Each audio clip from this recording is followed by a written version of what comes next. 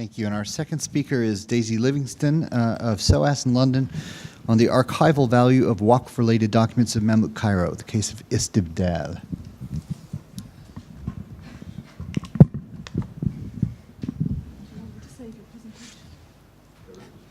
Do you need to save this? You don't. No. Okay.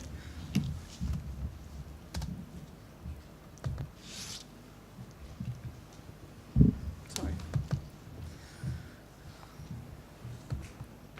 Okay. I'm going to start by just giving a little bit of background on my PhD project, just in order to place the issues I'm discussing here in a bit of context. My project, broadly speaking, investigates archival practices in Mamluk Egypt. I'm attempting to move beyond the question of why state archives haven't survived.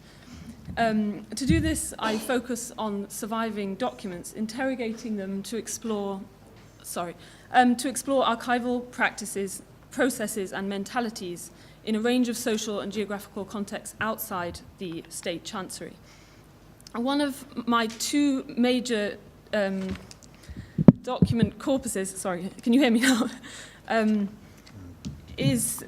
I'd rather not, but okay. Is that better? I think it is on.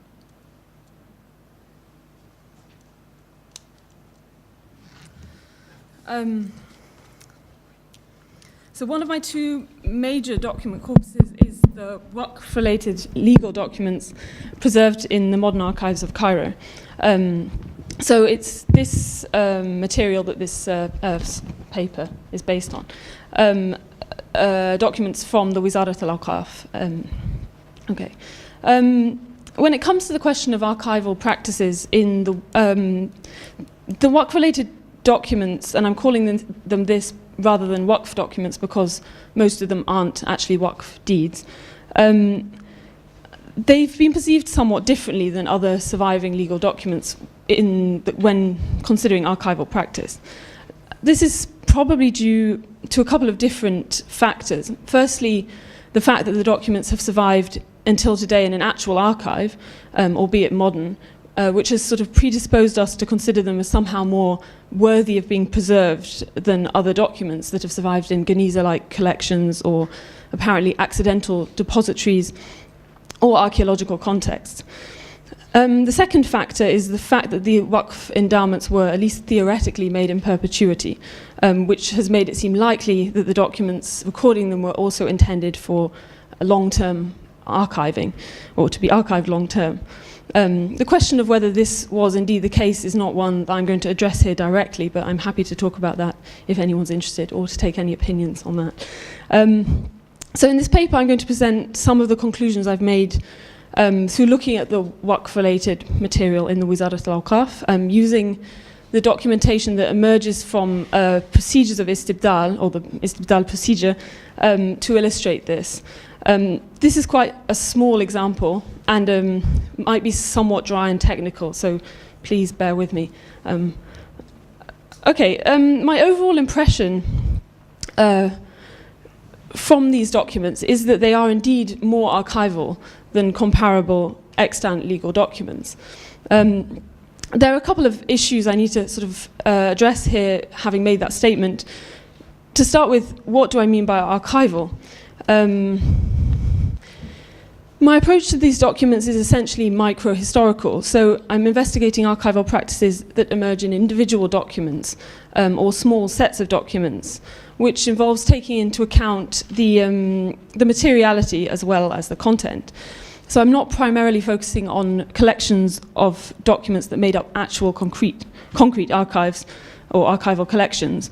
Bearing that in mind, I use archival to refer to the apparent expectation of a document's continued function and use beyond the moment of its production and first use, if that makes sense. So this is a sort of temporal dimension which refers to the document's extended lifespan. Archival also presumes some kind of thought out or less thought out method of preservation, so a spatial or site-specific dimension which is often a bit less accessible through the documents themselves. Archival documents also exhibit steps taken to facilitate future use. So though these considerations might appear a little abstract at this point, I hope that I will be able to illustrate them a bit more concretely in a minute. The second issue that emerges from my statement that these archives are more archival, these documents are more archival than other collections, is the problem of comparability with other surviving legal documents. The main comparators I'm referring to here are the documents in the Haram al-Sharif in Jerusalem and the legal documents from the so-called Damascus Papers, amongst other collections, which I won't go into here. So, as it should be quite clear to anybody who knows anything about these collections, there are some obvious problems here with comparability. First of all, the geographical and social provenance of these collections are all very different. And also the dates don't correspond. The Haram al-Sharif collection mostly date from the 1390s, while the Damascus Papers mostly date up to the end of the 14th century, I think. While the bulk of the documents in the Wizarat al-Awqaf date to the 15th century, a lot of them to the second half of the 15th century. So there's obviously a problem with making any kind of diachronic comparisons, but that's not really what I'm trying to do here. So how do I see these documents to be more archival than others? In these documents, I identify three main archival features. The first of these is the potential idea that these documents function as archives in themselves. This is a point that Julien Loiseau has raised in a couple of publications already. And it's visible in the way that almost all the documents in the Wizarat al-Awqaf are scrolls which contain multiple legal deeds drawn up on different dates. So I can try and illustrate this with a document which, this is not a document I've seen in the original. This one was turned up in Sotheby's, but it is from the Wizarat al-Awqaf. So this is the verso of the document. You would normally find the main deed on the recto drawn up like the document you can see on the text you can see on the left here, and then future later marginal updates added like this one on the right. So this is a sale of the property which appears on the recto. Sorry, it's not very easy to illustrate because I don't have pictures of the whole scroll, but I hope that makes sense. Not only does this technique show that the documents were preserved, taken out and added to, sometimes over quite a long period of time, but it also highlights a practical approach to the ordering of information, creating scrolls with a usually quite clear and consistent archival logic. Moving on to the second archival feature, this is the formal elements of the document, including their textual formulary and graphic layout, or their mise en page. As I see it, to a greater extent than in other collections, the features of the Waqf-Related documents show a clear attempt to enhance the functionality of documents by making it easier to access certain bits of information from within the text. This is a little bit difficult to illustrate here, and I'm not going to try and do it too thoroughly because I don't have time. But this is an example of places where sort of more calligraphic or more display type texts are used to highlight specific bits of information. Obviously this appears in other documents and in manuscripts, but not, I haven't found it in legal documents to the same extent as in this collection. So here, for instance, the word jamais is used to introduce a clause which describes the property that's being sold. And you can see it sort of drawn out and attracts your eye to that part of the page.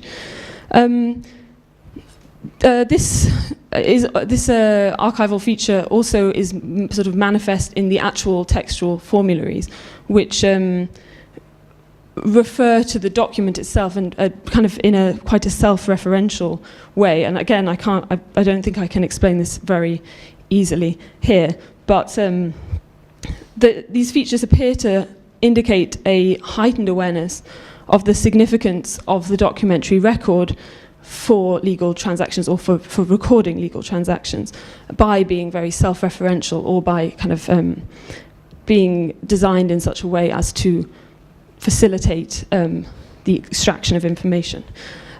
Moving on to the third and final of the archival features I want to talk about here. This is the most unique, as far as I am aware, to the documents emerging from this specific milieu, and seems to be especially indicative of archival practice. And that is, as you can see on there, the ubiquitous cross-referencing and citation of other documents that appears within the text of these legal deeds and records. So this appears in the text of actual deeds, which provide evidence of the legality of the ownership of property on the basis of older documents in the possession of the person who's either selling or making an endowment. So that's a bit complicated, but to take an example of a sale, it would be an old document would be quoted to explain that the seller of the property actually has the legal right to do what they want with it. Then this also appears in the marginal additions to these texts, which they provide the information they are giving on the evidence of other documents. So, I mean, this is, again, not very easy to illustrate here, but these are marginal additions to the same document I was talking about before. And if I had a pointer here, I could point it out, but I don't.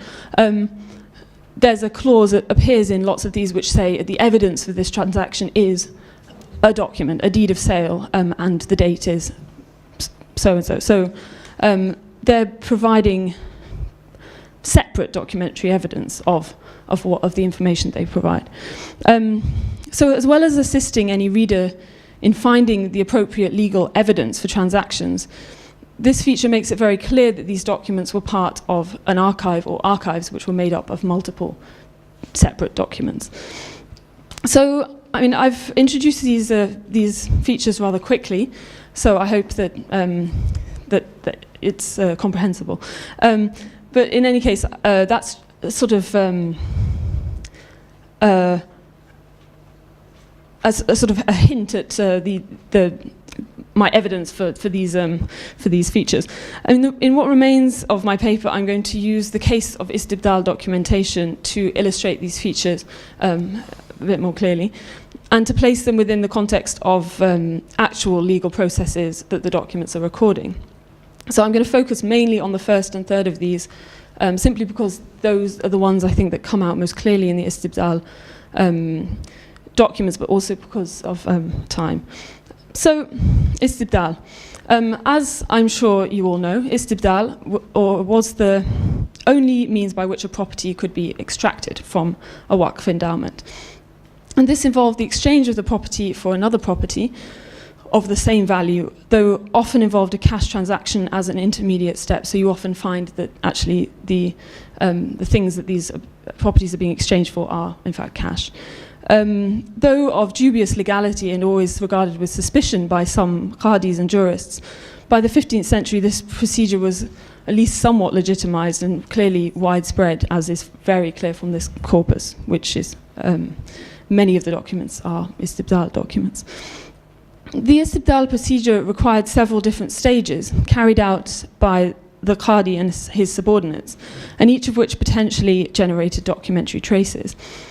The process was formally initiated by the founder of the Waqf endowment, or the Waqf's administrator, or a descendant of or beneficiary of the Waqf.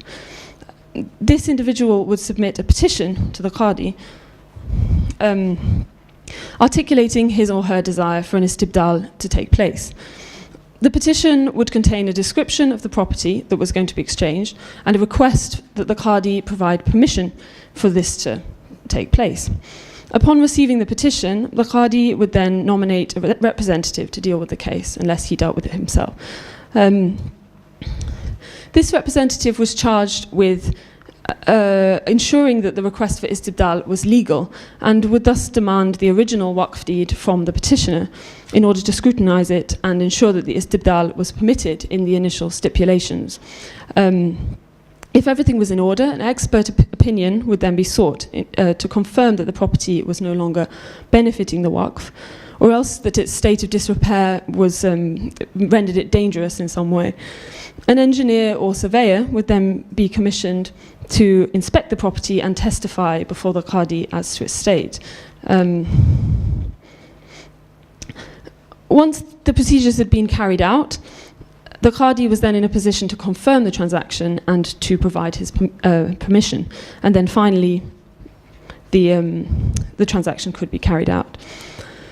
This procedure is something that has been written about by Abdul Latif Ibrahim Ali in an article in 1960 that he published in 1963, where he edited an istibdāl document. So I'm going to use this document that he edited to illustrate some of these points, as in just the images. This procedure thus involved the production of at least 4 written texts: a petition, an inspection report, a written confirmation of permission, and an istibdāl deed. In one example from the Wizarat al-Awqaf, we find all 4 of these on a single scroll. And this scroll records the extraction on the 1st of Rajab 865 of a property from the Waqf of Ali al-Tanbadi by al-Sayfi Barsbay. Because I don't have images of the documents I've seen, this is a kind of attempt to visualize this document. So the one on the left is the recto and the one on the right is the verso. So I will go through this and try to make it clear. Like several of the other istibdāl-related documents that I examined, or istibdāl documents, the original petition addressed to the Qadi can be found glued to the top part of the scroll. So here, that's the part in blue. Beneath this, in the main part of the recto, an inspection report can be found, dated to the 28th of Jumad al-Akhir, 865, 2 days before the date on which the transaction was completed, on the 1st of Rajab, 865. This report includes a more or less verbatim account of the petition that is attached above it, explaining that the appointment of a representative to take charge of the istibdāl has taken place, and a surveyor has looked at the property. And the report concludes that the property, which is a building in the northern Cairene suburb of Bulaq, is dilapidated, and that the istibdāl would be beneficial for the Waqf. So this text is then followed by witness statements, which I've just drawn in the box surrounded by a black line. And then 2 days later, 2 additional texts were added to the scroll. In the main part of the verso, so on the right, we find the Qadi's permission, the sort of full certification and probable registration of this event. And then the final deed of istibdāl, the maktub istibdāl, is written on the recto, starting in the margin and then continuing across the rest of the page. This scroll thus behaves as a full report or archive of this istibdāl transaction, including its multiple procedural stages. The gluing of the petition onto the scroll is particularly interesting, as it suggests a desire to rationalize the varied documentation that's emerging from this process. The petition represents a different documentary genre to that of the legal instruments found elsewhere on the scrolls, and the difference is manifest in its physical format. The glued petitions tend to be smaller format of paper, so gluing them onto a larger scroll may have represented a safer option for preservation than keeping them as loose leaves. So I can illustrate this with the document that Ibrahim Ali edited. Here you can see that the petition, which is written on a smaller piece of paper, has been stuck at the top of the scroll, and you can more or less make out the edge of the paper, though not very clearly in that reproduction. So in other cases, the different documentary elements are not all found on the same material support. This is another representation. In this case, these are 2 separate scrolls, so I'm sorry if that's a bit confusing, but the recto of 2 separate scrolls. In this example, we have 2 separate scrolls referring to the same istibdāl that took place on the 12th of Jumad al-Akhir, 858, involving property formerly belonging to the Waqf of as-Sayfi Bajazi al-Nawruzi. In this case, one scroll contains the actual deed of istibdāl, the one on the right, and the other contains a long report recounting the istibdāl procedure and establishing that the Qadi has given permission for the istibdāl. The text is dated 2 months prior to the actual completion of the istibdāl transaction, as represented in the different dates on the two documents. In this case, the original petition is not glued to the document, but it is recounted in the report that appears on the scroll that's on the left. The completion of the transaction was then recorded adjacent to the text.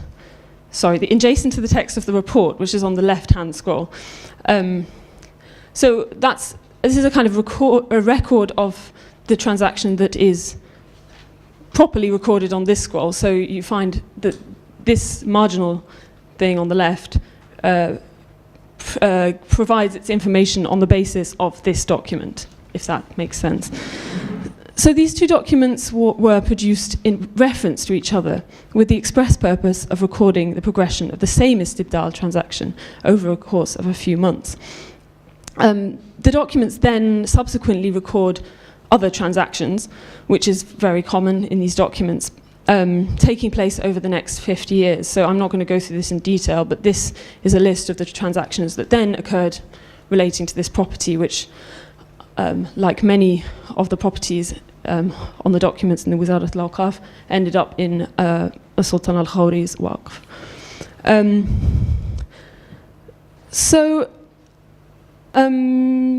To wrap things up,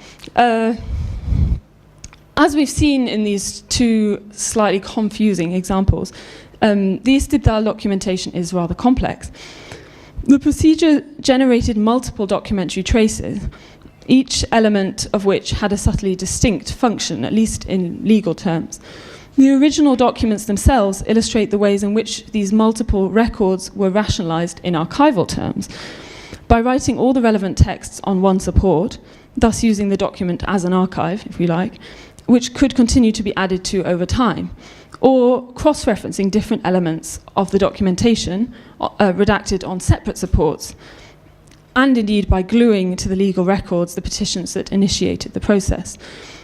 This latter in particular seems intended to make these documents complete archives of the procedures, as the petitions they're not a legal deed genre, so they're sort of different kind of document that are appearing on these, glued to these scrolls.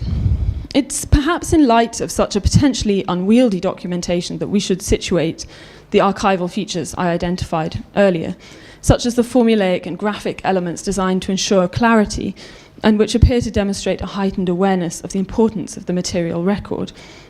The proliferation of documentation that took place in connection with procedures such as istibdāl must have contributed to an increased consciousness of the need to archive these documents effectively. We might also consider that some of these features emerged in a response to a fear of poor archival organization, perhaps after experiences of documents being difficult to locate or difficult to use in some way. In this paper, I've offered an essentially descriptive picture of these archival practices that I see as being visible within this corpus, mostly at the level of document design and production, and it may seem somewhat dry and isolated from the historical context of these documents. I should hasten to add that I don't see that as the case at all, but that's a separate paper. In any case, I hope I've offered at least some interesting insights into the workings of this important documentation. Thank you.